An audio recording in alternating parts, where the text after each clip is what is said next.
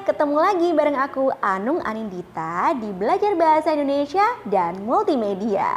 Gimana nih kabar kalian? Semoga sehat dan bahagia selalu. Tapi jangan lupa ya untuk tetap selalu patuh protokol kesehatan. Pada kesempatan kali ini kita akan belajar untuk meresensi sebuah buku. Nah, sebelum kita belajar bareng-bareng, yang belum subscribe, silakan klik subscribe, juga klik tombol loncengnya. Karena dukungan dari kalian semua sangat berharga untuk kami.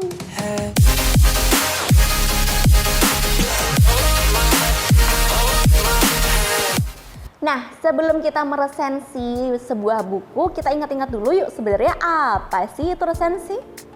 Resensi berasal dari bahasa Latin recensere yang artinya itu melihat kembali atau menilai.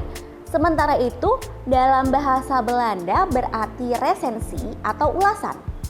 Yang kemudian istilah ini disadur dalam bahasa Indonesia menjadi resensi yang pengertiannya adalah ulasan yang berisi penilaian atau pengamatan terhadap suatu karya. Nah, karya itu bisa buku, bisa film, bisa pertunjukan. Jadi kalau misalnya kita membahas resensi ini sebenarnya nggak melulu soal buku gitu. Nah, hari ini kita akan belajar gimana sih cara mereview atau menyusun resensi sebuah buku. Nah, buku yang akan kita resensi hari ini adalah buku Sapiens, Riwayat Singkat Umat Manusia karya Yuval Noah Harari. Buku ini termasuknya adalah kategori buku non-fiksi. Ya, gimana cara meresensi buku non-fiksi? Kita simak tahapan-tahapan berikut. Yang pertama adalah tentukan judulnya. Tentu saja dalam penentuan judul ini kalian harus sinkron ya antara judul dengan isi buku. Jadi jangan terlalu jauh gitu kaitannya, harus sesuai, harus berkorelasi atau berhubungan. Judul yang paling dasar misalnya adalah resensi buku Sapiens. Jadi hanya judul seperti itu, resensi buku Sapiens. Nah, tapi kan judul seperti itu kurang menarik ya. Kita bisa mengubah diksinya menjadi Dongeng Evolusi Manusia versi Harari. Jadi lebih menarik kan? Yang kedua adalah tuliskan identitas buku. Jadi kalau membicarakan tentang identitas, kalian tuliskan saja fakta-fakta yang ada di buku ini. Jadi misalnya judulnya, pengarangnya siapa, lalu penerbit, tebal buku, dan tahun terbit. Jadi benar-benar sesuai yang ada di buku aja, jangan ngarang-ngarang karena informasinya itu ada di dalam buku ini gitu. Nah, selain itu kalian juga bisa menambahkan penghargaan atau prestasi yang diraih oleh penulis yang ada kaitannya dengan karya buku tadi. Misalnya, buku Sapiens telah berhasil meraih prestasi menjadi bestseller pada situs jual beli online Amazon.com kategori sejarah dunia, bestseller versi Sunday Times, top 10 bestseller versi majalah New York Times, dan pemenang Wenjing Book Award 2015, National Library of China. Yang ketiga adalah buat ikhtisar.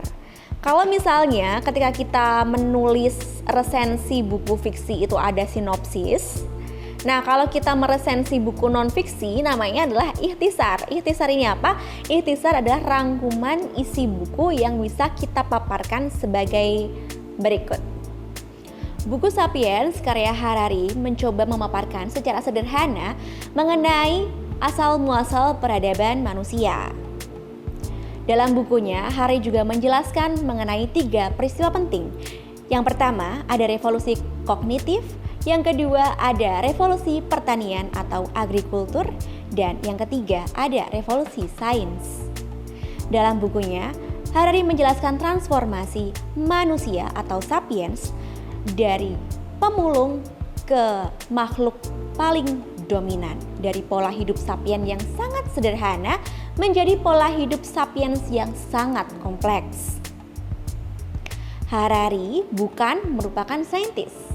Harari merupakan sejarawan yang memaparkan bagian dalam setiap bukunya seperti layaknya dia sedang mendongeng. Yang keempat adalah merefleksikan nilai-nilai yang ada di buku. Jadi kita mengenal banyak nilai ya, ada nilai budaya, ada nilai agama, nilai moral, nilai sosial, seperti itu kan. Nah tapi dalam buku Sapiens karya Harari itu didominasi oleh nilai sosial gitu. Kita ketahui bersama tadi kan isinya tentang asal muasal peradaban manusia. Jadi buku ini didominasi oleh nilai sosial. Nah, refleksinya nilai sosial ini seperti apa? Pemaparannya seperti berikut. Dalam buku Sapiens dijelaskan bahwa api memiliki kontribusi atas keberhasilan manusia bisa survive sampai saat ini. Nah, dengan adanya api nih, Sapiens yang dulunya ketika setelah memburu, mereka itu memakan hasil buruannya, mengunyah selama berjam-jam. Tapi dengan adanya api, setelah adanya api, kegiatan tersebut tidak dilakukan gitu, karena kan dagingnya udah mateng ya kan. Setelah hasil buruan, dagingnya dibakar, dipanggang, lalu dimakan. Jadi aktivitas mengunyah berjam-jam itu menjadi tidak ada lagi. Nah, karena waktunya yang panjang, para sapiens ini menggunakan waktu longgar itu untuk mengobrol, atau yang sekarang kita kenal dengan istilah nongkrong. Jadi budaya nongkrong sebenarnya sudah ada ya sejak zaman dahulu kala gitu. Dampaknya apa? Dampak dari hasil nongkrong para sapiens ini, perbendaharaan kata manusia menjadi tidak terbatas. Kita ketahui bahwa semua hewan sebenarnya bisa berkomunikasi kan. Seperti halnya makaka. Makaka itu sebenarnya punya kosakata juga, tapi tidak sebanyak sapiens. Sapiens itu perbendaharaan katanya itu tidak terbatas. Jadi mereka juga bisa melahirkan narasi-narasi yang juga tidak terbatas. Narasi-narasi inilah yang akhirnya melahirkan sebuah fiksi. Sebuah fiksi gitu. Fiksi maksudnya nggak ada. Nah dalam bukunya Harari menjelaskan fiksi itu artinya bukan tidak ada. Fiksi itu artinya adalah adanya tujuan bersama. Nah adanya fiksi itu secara tidak langsung menjadikan para sapiens memiliki ikatan yang sangat kuat gitu. Dalam bukunya Harari juga menjelaskan adanya 3 realita, yaitu realita subjektif, realita objektif, dan realita intersubjektif. Nah kalau misalnya kalian penasaran maksudnya realita-realita itu apa, silakan baca bukunya. Selain api, keberhasilan sapiens bertahan sampai saat ini itu juga adanya revolusi kognitif. Nah, pada masa revolusi kognitif ini kerjasama mulai tumbuh dan berkembang. Jadi pemburu pengumpul mulai nih bekerja sama ya kan, bekerja sama dalam melakukan perburuan. Jadi biasanya para pemburu pengumpul ini kan berpindah ya kan dari tempat A ke tempat B ya untuk berburu gitu, untuk mendapatkan hasil buruan. Namun secara kebetulan perpindahan mereka nih misalnya dari tempat A ke tempat B itu selalu memunculkan kepunahan massal. Buas juga ya kita. Nah, selain itu adanya kemajuan yang kita rasakan sampai saat ini itu sebenarnya juga buah adanya kerjasama atau kecerdasan bersama. Jadi misalnya nih sekolah ya kan, sekolah itu tidak akan berjalan sistemnya ketika hanya ada guru dan siswa saja. Jadi banyak kontribusi di dalamnya.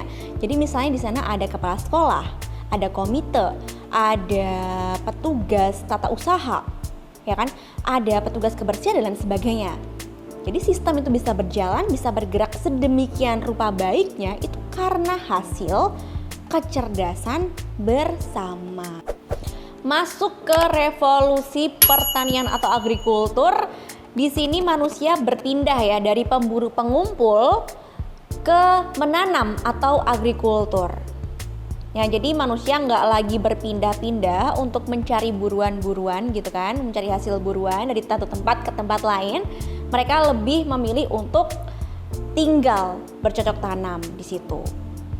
Hal itu terjadi kenapa? Hal itu terjadi karena manusia itu menemukan adanya bahan makanan yang bisa didaur ulang secara tidak sengaja.